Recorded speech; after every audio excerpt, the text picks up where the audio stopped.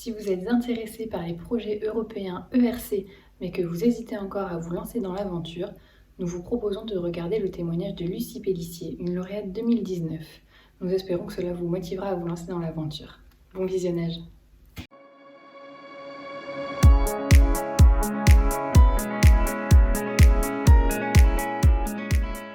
Bon, je vais me présenter. Voilà, je m'appelle quand même Lucie Pellissier et je travaille à à l'UMR-PRC, donc Physiologie de la reproduction et des comportements, qui est à Nousily, qui est une unité CNRS, INRA, INRAE maintenant, Université de Tours et Institut français du fer et de l'équitation, puisqu'on travaille sur repos et comportement. Donc voilà, je voulais vous faire un petit coup d'œil à mon CV à l'époque. Donc j'ai fait ma thèse, donc moi je suis en life science. J'ai fait ma thèse à Montpellier, en neurosciences et donc ce qui était plutôt bien, on va dire en vert, si vous regardez en bas, j'avais obtenu une bourse, à l'époque MNRT, donc une bourse moi-même, en du ministère. J'avais également eu, de l'enseignement, donc le monitorat et j'étais partie pendant ma thèse 3 mois en Erasmus à Barcelone. Bon et tout ça, ça m'a donné 8 publications, dont 3 en premier auteur, donc voilà. Donc, la deuxième partie, je suis partie à Amsterdam, au Netherlands Institute for Neuroscience. Donc, j'y suis restée quasiment 6 ans. Et là, j'ai développé des thérapies moléculaires. Bon, voilà. Et j'ai vraiment eu un super postdoc, puisque j'y suis restée 6 ans, j'ai pu bien avancer. J'ai eu 11 publications, donc 4 en premier auteur, 3 en deuxième auteur, il me semble, et surtout un brevet international. Donc ça, je pense que c'est dans le panel où j'ai postulé, c'est vraiment important. Et puis j'ai obtenu des tout petits financements alors je crois que j'ai mis 3 et 4 000, mais en fait c'était pas ça, c'était un peu plus. Bon, de toute façon, je le redétaille un petit peu plus loin pour vous expliquer comment j'ai fait mon CV. Ensuite, j'ai fait un deuxième postdoctorat où justement je suis arrivée à l'UMR-PRC, donc à Nousily, et puis j'ai fait un deuxième postdoctorat, pareil. Et quand je suis venue, en fait, j'ai eu une bourse Marie Curie INRA, donc, qui s'appelle Green Skills, vous ne connaissez pas forcément. En gros, c'est quand même une bourse Marie Curie, donc j'ai obtenu un cofinancement pour mon arrivée. Donc pareil, c'est quelque chose d'européen.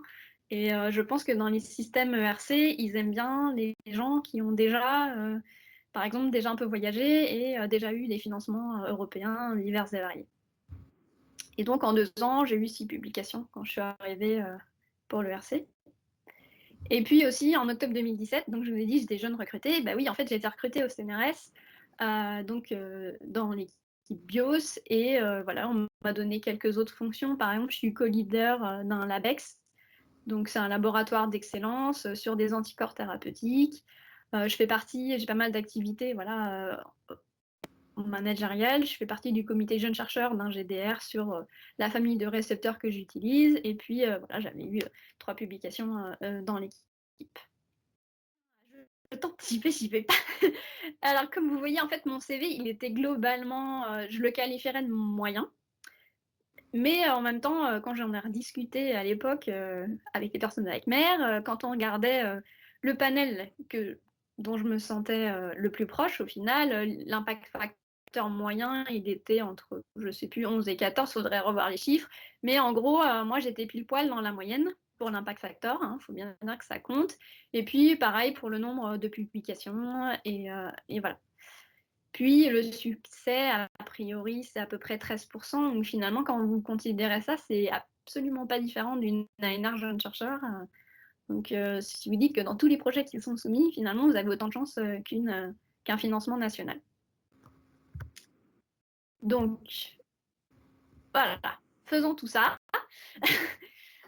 Bon, je suis éligible, mon CV est moyen, mais peut-être, voilà, on pourra faire quelque chose, je vous en parle après. Et puis, voilà, je venais juste de réussir le concours CNRS, qui est quand même assez difficile, donc j'étais quand même pas mal remontée, et du coup, je me suis dit, allez, je tente. Donc, je vous ai dit, j'avais 1 an devant moi, parce que alors moi, je sais pas, contrairement à d'autres, j'ai besoin de beaucoup de réflexion pour monter quelque chose, et finalement, notamment un projet ERC, voilà, je pensais moi, on m'avait aussi conseillé qu'il fallait prendre plus ou moins 1 an ou vraiment à fond 100% de son temps pendant au moins 3-4 mois non-stop. Et finalement, moi, ça me collait plutôt bien. Donc, ce que j'ai fait, pendant quelques mois, j'ai préparé j'ai écrit des brouillons, donc je vous ai mis les photos de mes brouillons avec mes idées, qu'est-ce que je voulais faire, voilà, qu'est-ce que je pourrais faire pour un projet à l'URC finalement. Donc ça a pas mal cogité. Donc j'en suis arrivée à 3 versions des jets d'idées de projets de recherche, pas très bien organisés, et cetera. Mais au moins toutes mes idées étaient posées. J'en avais discuté avec ma chef, et cetera. Donc bon voilà, j'avance quoi en tout cas pas dans l'écriture, mais et puis je commence à regarder sérieusement comment ça marche. Et là, c'était exactement au bon moment où il y a eu une réunion de la CMER aussi, où justement, bah, on pouvait discuter avec des lauréats aussi ERC. Donc là, c'était Consolidator, Starting et Advanced. Et puis finalement, ça m'a vraiment confortée. J'étais dans la bonne voie en fait. J'avais mon projet. Voilà, je pense que j'étais, oui, effectivement, bien partie.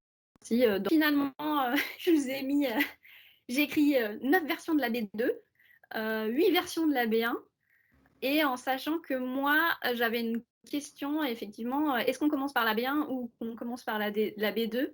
Moi, j'aime bien dérouler mon plan méthodologique, etc. Donc en fait, j'ai commencé par écrire la B2, finalement la science en détail. Et après, je suis revenue sur la B1, et là, j'ai essayé dans ma B1 de faire quelque chose de vraiment accessible à tout le monde, parce qu'en particulier dans mon panel, en fait, on pouvait, donc c'est life science en général, mais ça peut être toutes les maladies possibles et inimaginables. Donc il fallait vraiment, c'était pas neurosciences seulement, donc il fallait que ça puisse parler à tout le monde. Donc j'ai fait quelque chose de simple, j'ai essayé de punchy et direct, avec effectivement des schémas, des couleurs, voilà. Et ça doit tenir dans 5 pages. Donc oui, il y a eu un paquet de versions pour chacune des étapes, des sous-parties. Et puis alors, je vous ai dit, j'avais un problème de CV. Ah, tu peux revenir juste en arrière, s'il te plaît? Merci. Donc, ce que j'ai essayé de faire, c'était de mettre en avant, d'une façon ou d'une autre, que j'étais finalement quelqu'un qui allait plutôt vers un profil ascendant, qui était prometteur, etc. Donc, moi, autant mon impact factor, c'est pas si génial, j'ai pas de publication dans Nature, dans Science, ou même des journaux qui en approchent. Mais par contre, j'ai pas mal de publications, j'en avais pas mal en premier auteur, j'avais un brevet. Donc, comme vous voyez, là, je vous ai carrément fait un imprimé écran finalement d'une partie de ma B1 sur le CV. J'ai mis en avant le nombre de citations totales que j'avais, mon H-index en prenant le meilleur des index. Donc, bon. Et puis en mettant en avant aussi que j'avais un brevet. Donc, et puis j'avais vu ça dans une des ERC Starting que j'avais obtenues, de mettre le nombre de citations par an, et on voyait bien la progression, la pente, etc. Puis le nombre de publications chaque année. Voilà. Donc j'ai essayé de me mettre en avant. Je vous ai dit que j'avais un problème aussi, j'avais pas trop de financement, mais par contre j'étais quand même partenaire dans un gros financement région. Donc là j'avais mis ça en avant. Et puis c'était quand même un financement d'1 million d'euros, donc voilà. Et puis il y avait aussi une petite demande de financement qui était en cours pour avoir un petit équipement, bon, qui n'a pas abouti d'ailleurs, mais c'était aussi une grande application. Et à l'époque, j'avais pas postulé ni pour l'ANR ni pour d'autres projets région. Donc en fait, il faut mettre vraiment à l'instant T de la soumission qu'est-ce qui a été soumis comme grant et qu'est-ce qui est en cours. Et puis, voilà, j'avais aussi ce que je vous disais, donc 14 000 euros et 2 000 euros de petits projets que j'avais eus pendant mon premier postdoc. Donc voilà, j'ai essayé de mettre en avant, mais si, je participe à des grants quand même, je sais plus ou moins gérer, voilà. Donc, histoire de mettre les gens en confiance, enfin, je pense. Donc, moi, ce que j'ai comme conseil, donc la deadline, c'était le 15 octobre 2018 pour une ERC 2019.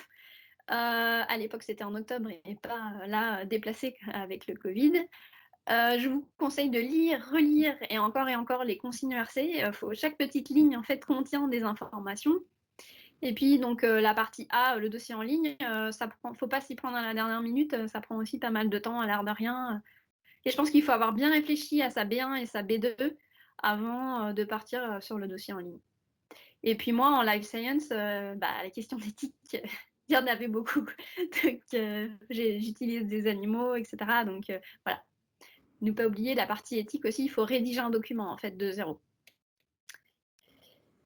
Alors, j'ai mis bien le coup d'idée pour ERC parce qu'alors, déjà, on est enfin, je veux dire, c'est un an de doute, de stress. Est-ce qu'on va y arriver? Le dernier mois avant la soumission, c'était l'enfer, c'est pas limite si j'en pleurais pas tous les soirs: «Je vais jamais y arriver, je vais jamais y arriver». Bah si, on y arrive en fait. Enfin, moi, je sais qu'il me faut beaucoup de travail, hein, donc ce que je vous disais, ça me vient pas, comme ça. Donc ça a été une période, très troublée et j'ai 2 enfants, hein. À l'époque, j'avais déjà 2 enfants, hein. Donc ce que je vous disais, bah, au 1er octobre 2018, hein, donc juste avant la soumission, 15 jours avant la soumission, le DU m'a fait changer d'équipe. Donc heureusement, c'était une équipe, que je connaissais déjà beaucoup, avec qui je travaillais énormément. Donc au final, voilà, c'était des gens que j'aimais vraiment beaucoup, déjà d'avance. Donc eux m'ont vraiment aidée contrairement à l'équipe, que je quittais, qui eux ont tout fait pour que je dépose rien. Donc je mets ça en avant, hein. Je pense qu'il faut avoir un peu de soutien, pour se lancer dans l'aventure, c'est quand même important. Bah, de l'équipe, où là, dans mon cas, j'ai eu vraiment un soutien inconditionnel. Ma nouvelle équipe, ils ont relu, je sais pas, au moins 3 ou 4 versions chacun.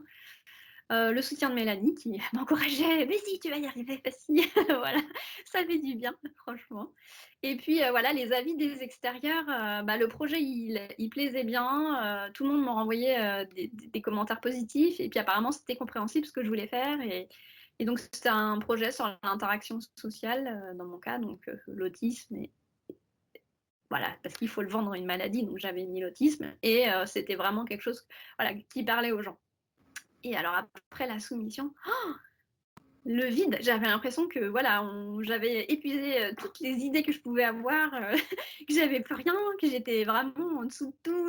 Voilà, en gros, j'avais tout mis dans le RC et que j'avais plus rien. Donc je vous rassure, hein, maintenant ça va mieux, j'ai des idées, etc. Mais à ce moment-là, c'était difficile.